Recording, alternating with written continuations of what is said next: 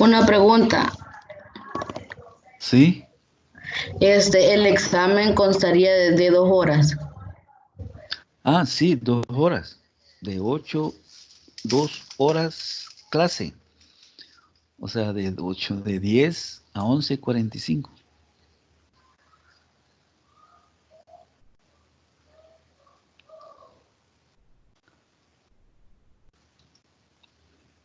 Bueno, entonces, ahora sí estamos grabando. Las, este,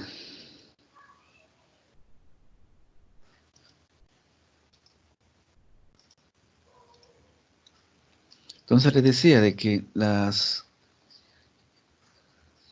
reacciones químicas son irreversibles termodinámicamente, aunque se confunde a veces la gente cuando se habla de equilibrio químico. El equilibrio químico y el equilibrio termodinámico son cosas diferentes. El equilibrio químico es cinética química. ¿Se recuerdan que el equilibrio químico se alcanza cuando la velocidad de la reacción directa es igual a la velocidad de la reacción inversa? ¿Verdad? Ve, ahí se habla de velocidades. El equilibrio químico es cinética. El equilibrio termodinámico, eso no es cinética, esto es termodinámica. Y decíamos en las primeras clases que el equilibrio termodinámico debe cumplir 3 condiciones de equilibrio. El sistema debe estar en equilibrio mecánico, en equilibrio material y en equilibrio térmico. Y debe cumplir las 3 condiciones. Entonces hay que tener cuidado con no confundirse con el equilibrio químico. Así que todas las reacciones que son espontáneas, el transporte de masa, de materia, los cambios de fase, todos estos procesos son procesos irreversibles. Irreversible significa que son procesos que están fuera del equilibrio, espontáneos, ¿ves? Son palabras este,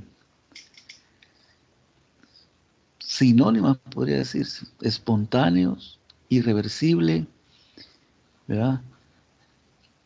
En estos procesos, la entropía, decíamos en la clase anterior, tiende a ser mayor que cero y tiende además a maximizarse. O sea que el cambio de entropía va aumentando en los procesos irreversibles. Y cuando él está en equilibrio, pues cuando alcanza el equilibrio termodinámico, el cambio de entropía se vuelve cero.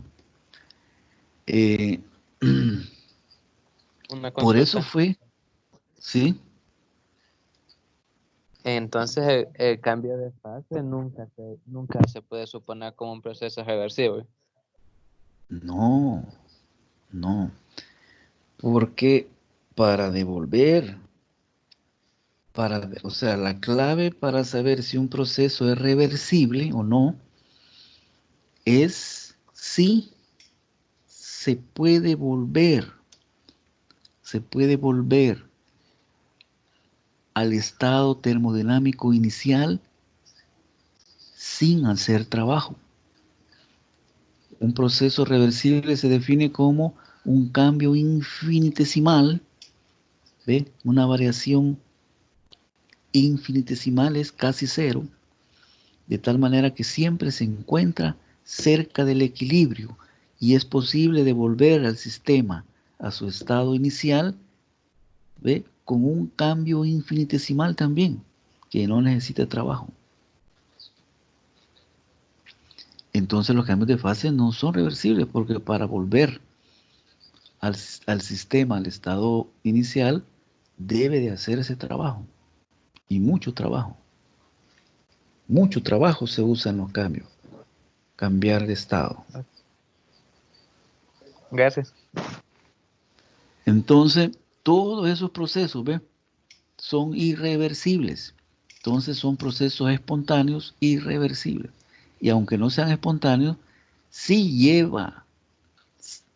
se lleva a cabo a través de ejercer trabajo sobre el sistema, entonces no es reversible.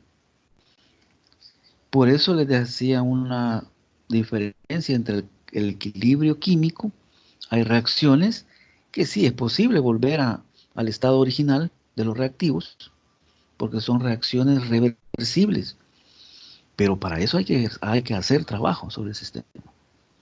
Entonces, químicamente una reacción puede ser reversible, pero termodinámicamente no es reversible.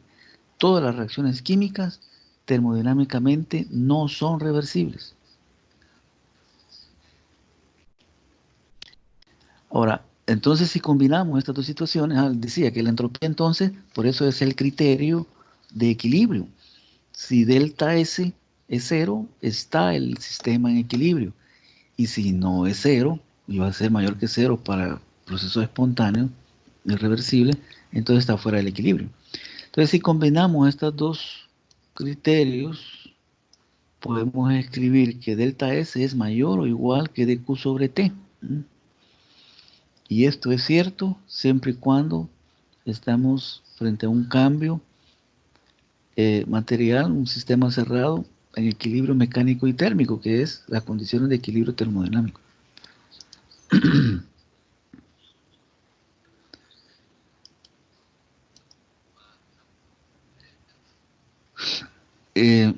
Aquí tenemos que esta ecuación última de S mayor o igual que dQ sobre T, que combina las dos situaciones de equilibrio y de no equilibrio, podemos entonces combinarla con la ecuación de la primera ley de la termodinámica.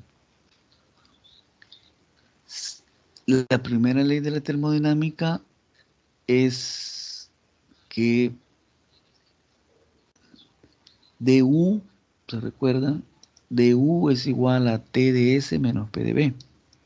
Aquí voy a escribir du igual a T de S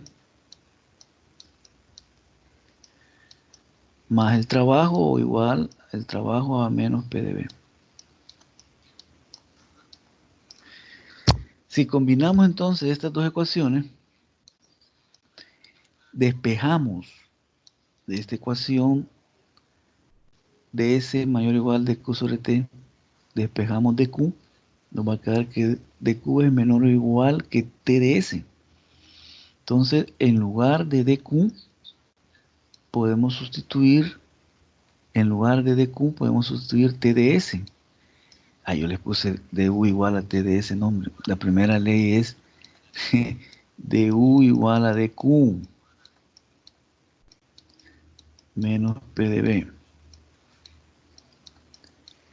Al combinar las dos ecuaciones, entonces sí resulta que du es igual, o mejor dicho, menor o igual a T de S menos P de B. Esa ecuación es la combinación de la primera ley y de la segunda ley de la termodinámica. Son las dos leyes combinadas. Y es la primera ecuación de Gibbs. Se conoce así. Du menor o igual que T de S menos P de B. Esta ecuación vamos a usarla para deducir las otras ecuaciones de Gibbs. Ya vamos a ver para qué se usan estas ecuaciones de Gibbs. Si a esta ecuación entonces con la primera y segunda ley combinada le sumamos y le restamos S de T, esta S debe ser mayúscula, le sumamos y le restamos S de T, nos quedará de esta manera. T de S más S de T menos S de T más DW. Luego recordemos que hay un teorema en cálculo diferencial que nos dice que el diferencial de un producto de funciones es igual a la función primera por el diferencial de la segunda, más la segunda función por el diferencial de la primera. Así que podemos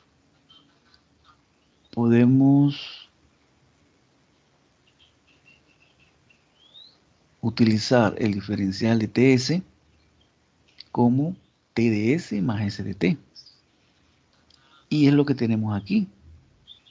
TDS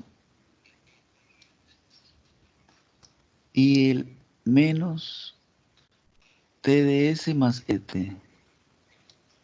Este entonces será el diferencial de TS. Así que la ecuación combinada se convierte en DU menor o igual que D, el diferencial de TS menos SDT más el diferencial de W. Voy a borrar estas anotaciones que tengo aquí para las anteriores. Ahí están, ahí se quedaron.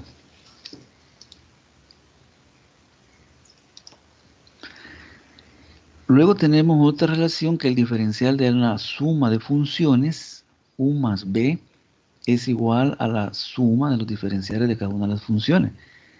Así que pasamos el diferencial de TS al miembro izquierdo de la ecuación y nos quedará entonces DU menos el diferencial de TS igual entonces a el diferencial de U menos TS.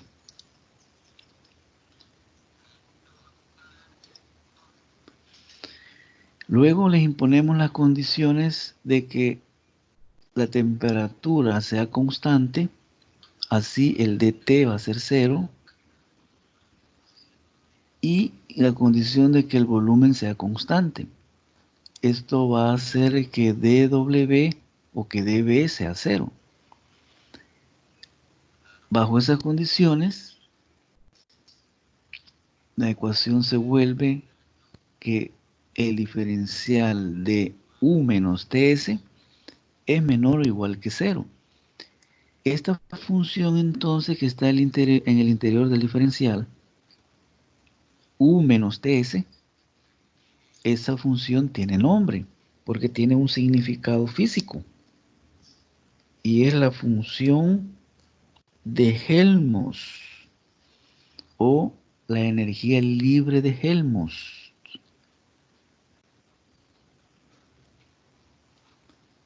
que se define como U menos TS. Se le llama energía libre porque, si ustedes notan, es U, que es la energía interna, menos TS. Y TS es calor. De la primera ley de la segunda ley de la termodinámica, ds es igual a dq sobre T.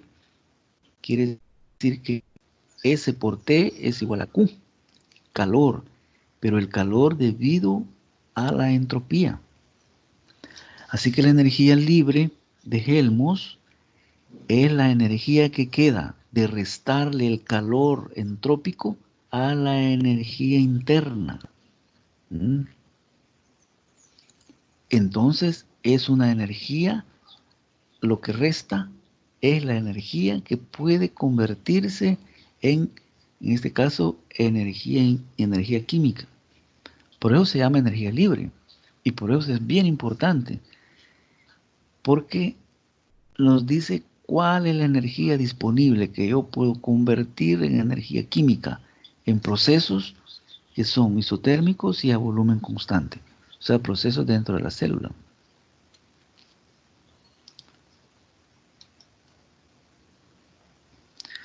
Lo mismo, entonces podemos, algo parecido, no lo mismo, algo parecido podemos hacer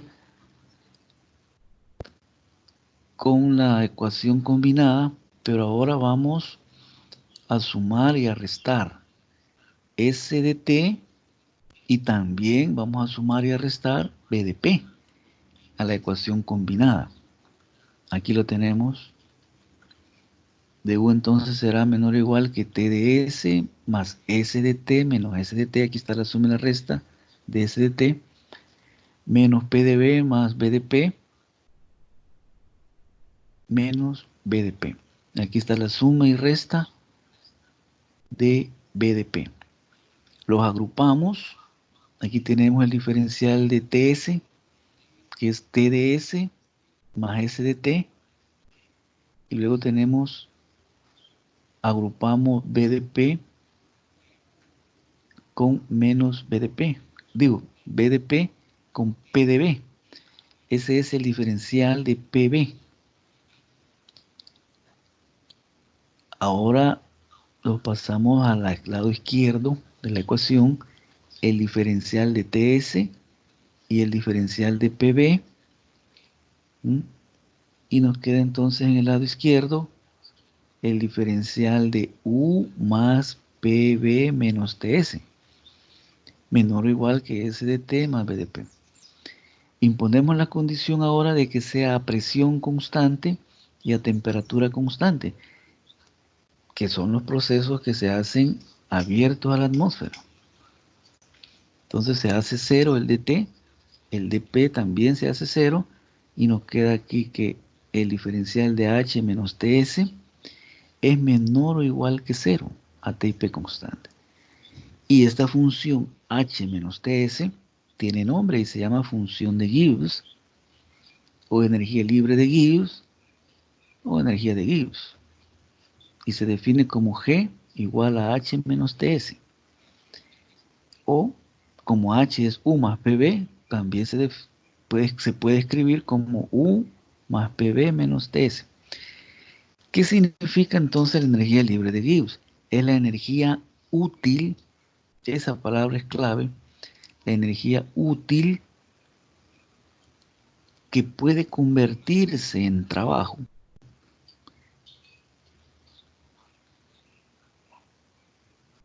en un proceso a presión constante. Y el criterio para los procesos isotérmicos de la energía libre de Gibbs y la de Helmholtz es que, miren, queda menor. ¿Ve? El diferencial de G es menor o igual que cero. Voy a escribir aquí. Esta ecuación será que el diferencial de G,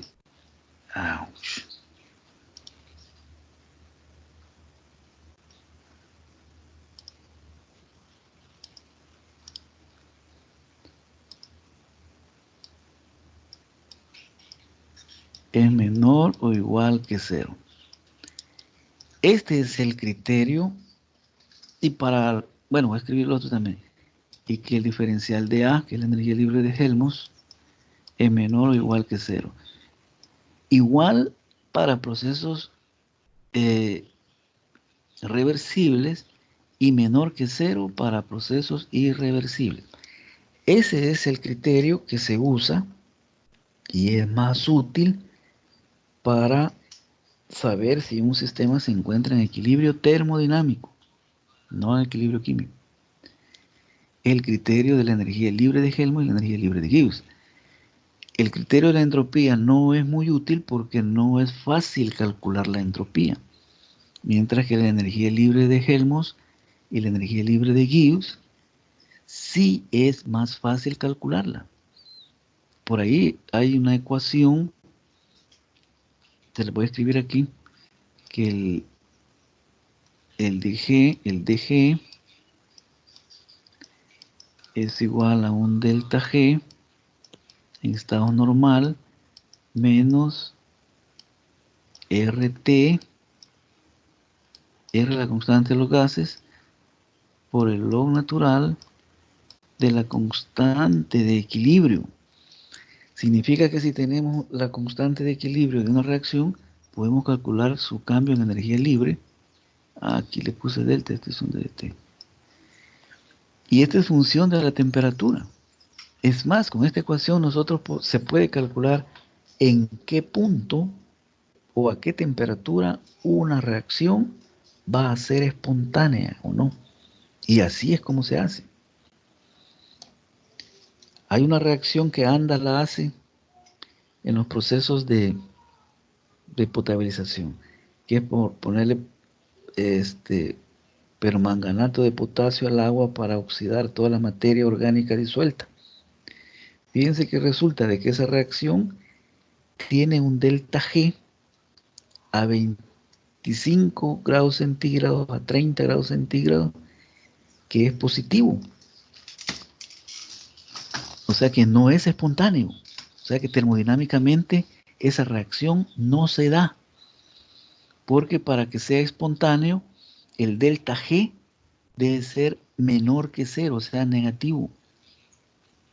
Esa reacción tiene un delta G negativo a 60 grados centígrados, a temperaturas mayores o iguales de 60 grados centígrados. Es cuando se vuelve espontáneo, o sea que la reacción sí se da. Y Anda lo hace sabiendo que no sabiendo, porque yo ya les dije hace años que por gusto hacen eso. Más lo que le meten manganeso al agua, pero la reacción es termodinámicamente no espontánea. O sea que no se da la reacción. Entonces, este es el criterio que se usa termodinámico para saber si una reacción es espontánea o no es espontánea. O sea, si se va a dar o no se va a dar. Luego,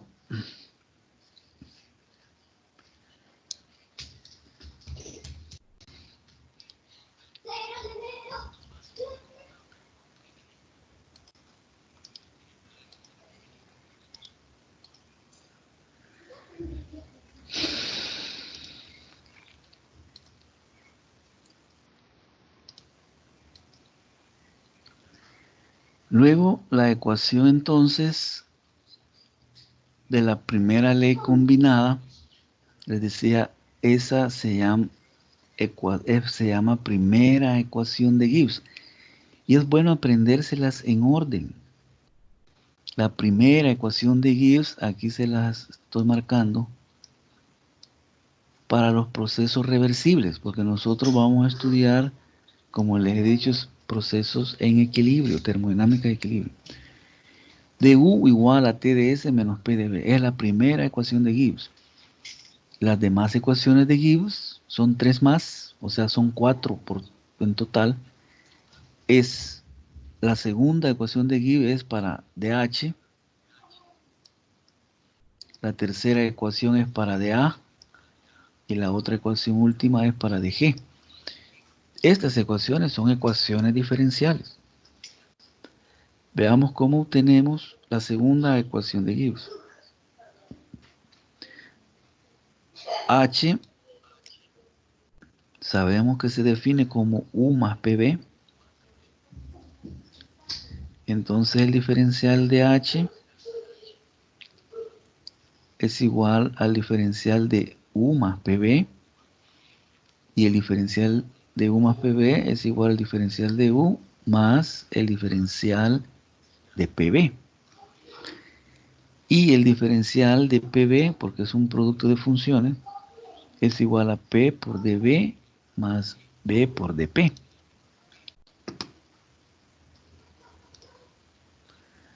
Así que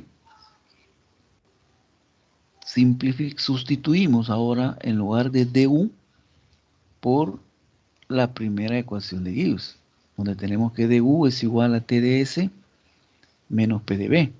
Así que en lugar de du escribimos TdS menos PdB. Luego simplificamos, se cancela menos PdB con más PdB y nos queda que dH es igual a TdS más BDP. Esta es la segunda ecuación de Gibbs. La tercera ecuación de Gibbs se obtiene de manera similar.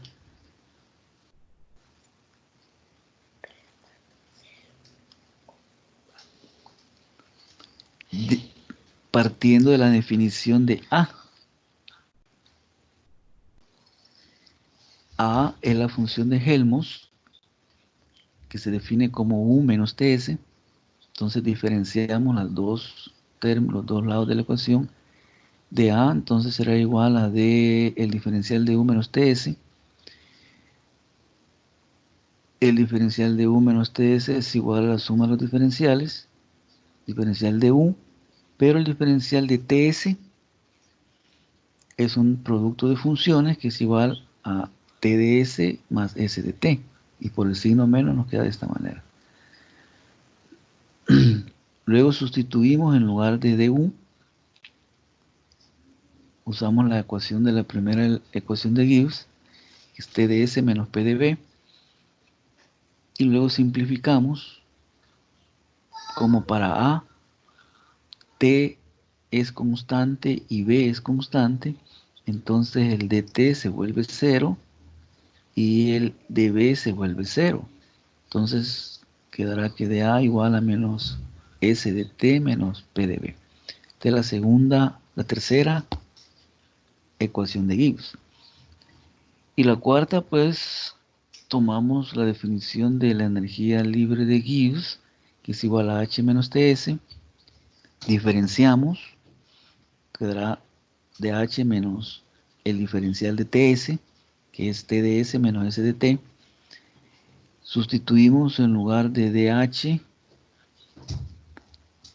lo tenemos aquí en la segunda ecuación de Gibbs, que es igual a T de S más B de P, así que lo sustituimos, simplificamos, cancelan los TDS con el menos TDS y nos quedará entonces que el diferencial de G es igual a menos S de T más B de P. Estas entonces son las cuatro ecuaciones de Gibbs. Aquí se las tengo. Estas ecuaciones para efectos de examen hay que aprendérselas de memoria, porque con esto vamos a hacer cálculos y álgebra de ecuaciones de ecuaciones diferenciales termodinámicas. Estas son ecuaciones diferenciales de U, ¿ve? Todas tienen diferenciales. Es la variación de U cuando cambia la entropía y el volumen. La segunda es la variación de cuando cambia la entropía y la presión. O sea que aquí U es función de S y de B. En la segunda H es función de S y de P. En la tercera A es función de T y de B. Y en la última G es función de T y de P. ¿Verdad? Entonces, así. Tomemos la ecuación de Gibbs. La primera ecuación de Gibbs, de U igual a TdS menos P de B. De aquí vemos que U entonces es una función de S y de B, porque son las que tienen el diferencial. Entonces, podemos tomar el diferencial total de esta función, U de SB. Ese diferencial total es igual a la parcial de U con respecto a S a B constante por el diferencial de S, más la parcial de la función con respecto a la otra variable, a la primera constante, ¿verdad?, del diferencial total. Y veamos por analogía entre las dos ecuaciones. Por analogía vemos que la parcial de U con respecto a S es igual a T, porque está a la par del de S. Y que la parcial de U con respecto a B, a S constante, es igual a menos P, porque es lo que está a la par de B, ¿sí?, por analogía. Quiere decir que estas parciales, la parcial de U con respecto a S a B constante, que sea igual a T, significa que si medimos la temperatura de nuestro sistema termodinámico, estaríamos midiendo indirectamente esta parcial, la parcial de U con respecto a S a B constante. Esa es una manera de calcular derivadas parciales o parciales en termodinámica de las ecuaciones diferenciales.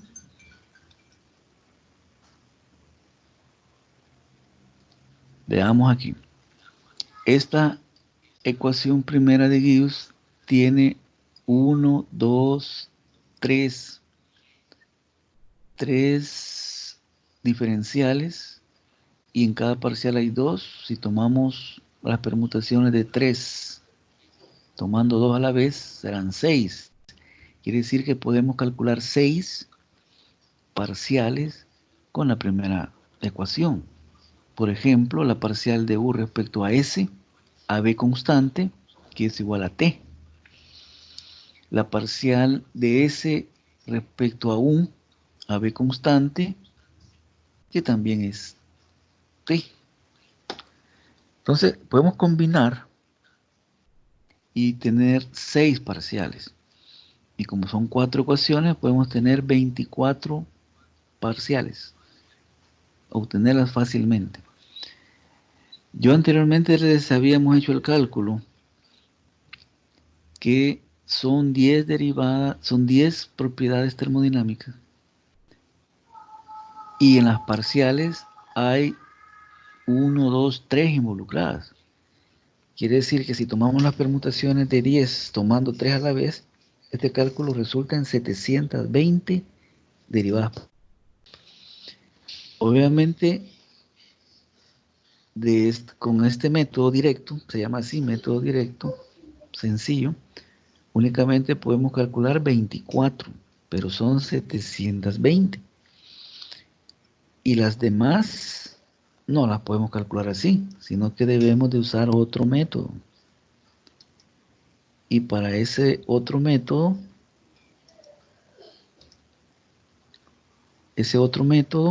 para calcular otro poquito más, porque no se puede calcular las 720 tampoco con este otro método, es que se usa el teorema de Euler o el teorema de reciprocidad de Euler. Este teorema dice así: si z es una función de x y y, entonces el diferencial total de z va a ser la parcial de z con respecto a x por dx a y constante más la parcial de z con respecto a y a x constante por dy. Si definimos a m y n como m la parcial de z respecto a x a y constante y a n como la parcial de z con respecto a y a x constante, entonces la ecuación de diferencial de z será entonces igual a m de x más n de y, así como está escrito aquí. Esta es la ecuación diferencial de Euler. Si recordamos del teorema de reciprocidad de cálculo que dice que la parcial con respecto a y por la parcial de z respecto a x, este es igual a la parcial con respecto a x, o sea que se intercambian en el denominador. Quiere decir que m es la parcial con respecto a y de x igual a la parcial de n que respecto a x a y constante. Con este teorema podemos calcular otro grupo de parciales y las que se encuentran principalmente, eso está en el libro, no las incluí para que vean el libro y aprendan a usar este teorema. Esas parciales se llaman las ecuaciones de identidad termodinámica de Maxwell, ¿verdad? Ahí ven el libro y aprenden a deducirlas. Son 4 las relaciones de Maxwell. Son relaciones de identidad termodinámica que se usan para hacer álgebra en termodinámica. Ahora bien, cuando se calculan las parciales, hay que estar atentos a que las unidades sean consistentes. Consistentes es que la medida de esa parcial, en este caso que le estoy indicando, esta parcial, la parcial de U respecto a SB constante igual a T, T tiene unidades de grados Kelvin y esta parcial tiene unidades también de grados Kelvin, porque energía es calorías. Y entropía tiene unidades de calorías sobre grados Kelvin. Calorías se cancelan y quedan grados Kelvin. En esta parcial, las unidades de la parcial son consistentes con las unidades de temperatura del otro lado de la parcial. Pero en esta otra parcial no. Aquí tenemos al lado derecho menos P. Y si medimos la presión en atmósferas, esto tendrá unidades de atmósferas. Veamos qué unidades tendrá la parcial. La parcial tiene unidades de energía por unidad de volumen, o sea, calorías sobre metros cúbicos. Y esto es diferente a las unidades de atmósfera. Así que se debe ajustar o corregir las unidades de esta parcial, convirtiendo las unidades de atmósferas a las unidades de calorías sobre metro cúbico o joule sobre unidad de volumen, el que sea, para que las unidades sean consistentes. Para eso se multiplica por un factor unitario y el factor unitario se construye combinando los valores de R, la constante universal de los gases. R sobre R, como es la misma R, es 1. Y si una cantidad se multiplica por 1, la cantidad se mantiene. Pero los R se eligen en diferentes unidades. Para el caso aquí, que necesite calorías sobre metros cúbicos, tendría que usar R en el numerador en calorías, mol grados Kelvin, y en el denominador tendría que usar AR en metros cúbicos atmósfera sobre mol grados Kelvin. Se va a cancelar entonces las atmósferas y van a quedar calorías sobre metros cúbicos. Y para efectos de examen, si no se hace la corrección de las unidades, obviamente que va a estar mal el problema. No se les olvide hacer el ajuste de las unidades.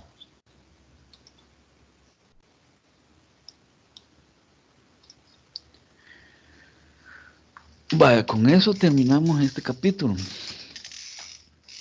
Ahí entonces les queda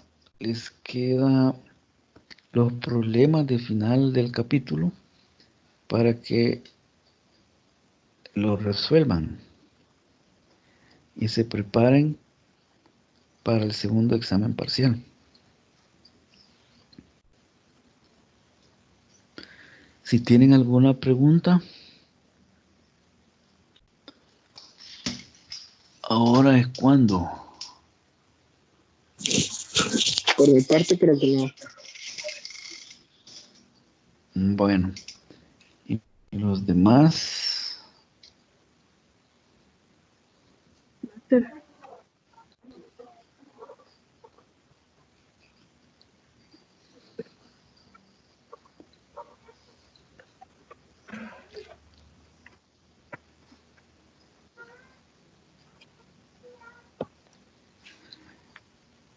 Bueno, entonces si no tienen preguntas, nos encontramos de nuevo en el ciberespacio este viernes.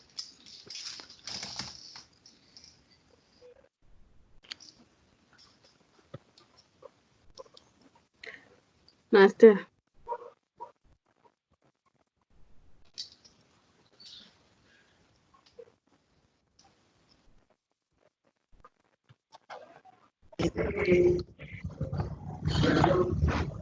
Stephanie quiere hablar, creo.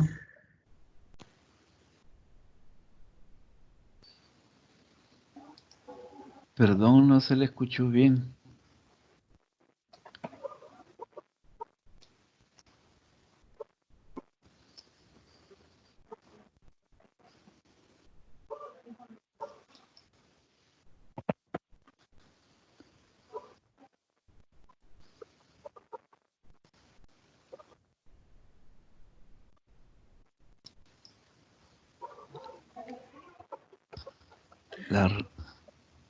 La red de aquí está fallando. Bueno, voy a dejar de grabar.